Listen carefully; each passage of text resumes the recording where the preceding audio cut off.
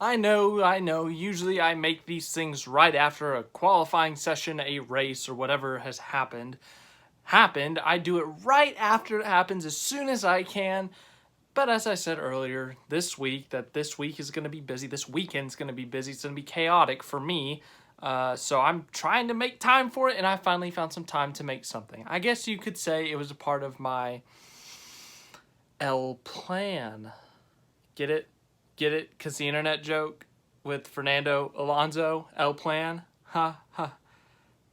Someone laughed. I know at least one person laughed.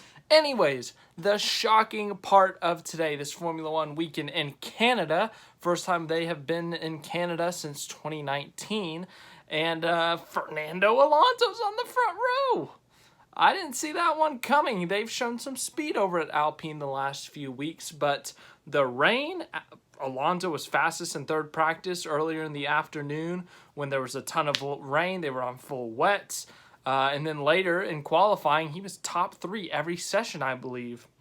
Wets, intermediates later at the end of qualifying, he was always up there. And he's on the front row tomorrow. And, he's had some rocket starts in his history, especially recently. Remember the British Grand Prix last year in that sprint race? I think he went from like 13th to 7th in the matter of half a lap.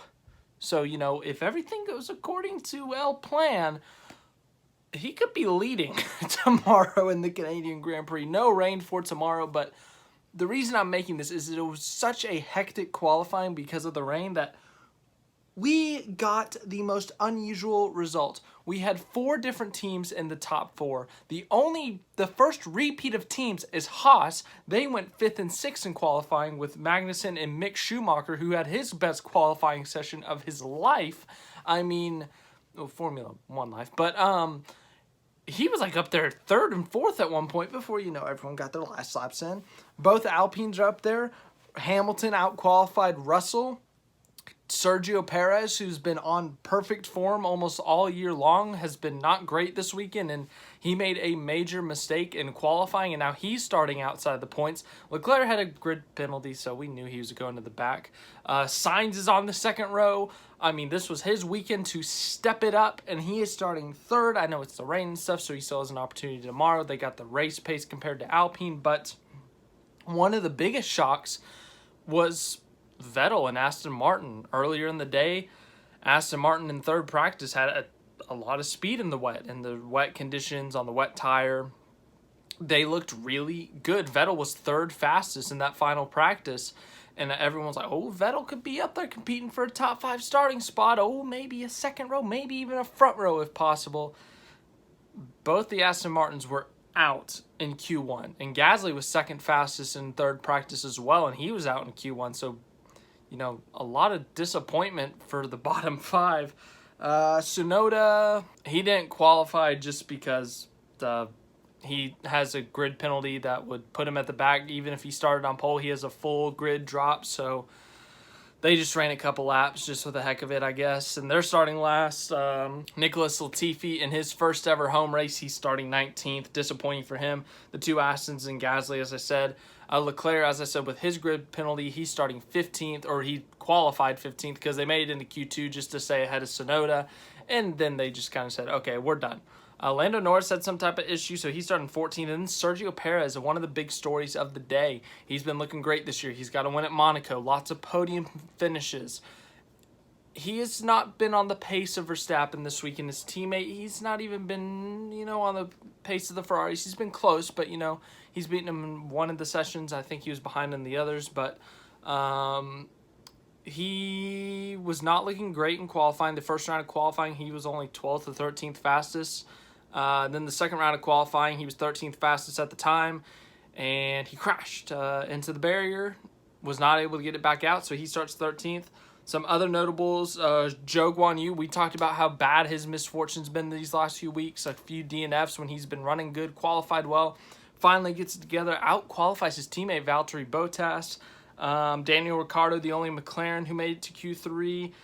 Fernando Alonso, the Haas cars, Alonso, how old is he, 41 or something, and he's still up there in P2 on the weekend in a midfield car. It's incredible by Fernando Alonso. And then the Haas guys, Magnussen, Mick, I don't know if they have the race pace, but man, this is a great opportunity for Mick Schumacher to get some points. So Mick, if you could get some points tomorrow, that would be great. But just want to make a short little video on that because it was a hectic qualifying session. Hamilton's in row 2. Him and Alonso are going to be right next to each other. That should be interesting. But Sainz is going to be back there. I'm sure he's going to be hungry looking for his first win.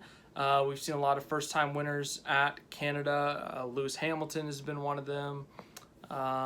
Let's see here. Robert Kubica was one of them. I mean, there's been quite a few at Canada, so we'll see how it goes. Yeah, we'll see if Carlos Sainz can add his name. Can Fernando Alonso get a rocket start, take the lead in turn 1, potentially win this race? I don't know, but, oh, man.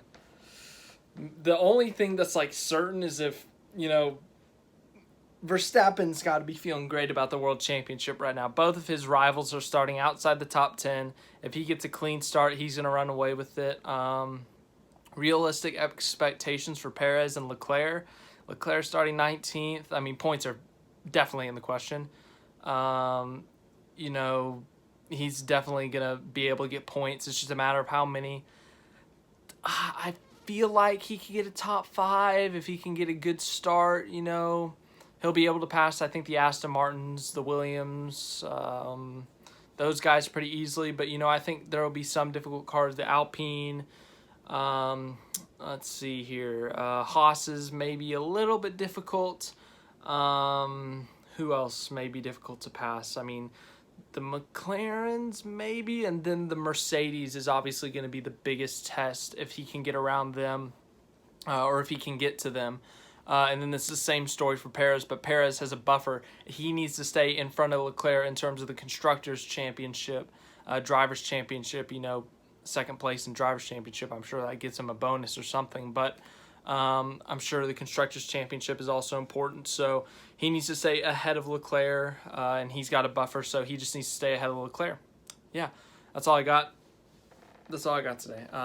Leave a like, subscribe, share, all that stuff, and I'll see you tomorrow. We'll talk about the Canadian Grand Prix. I don't know from where tomorrow's hectic as well for me, so we'll figure that out as we go.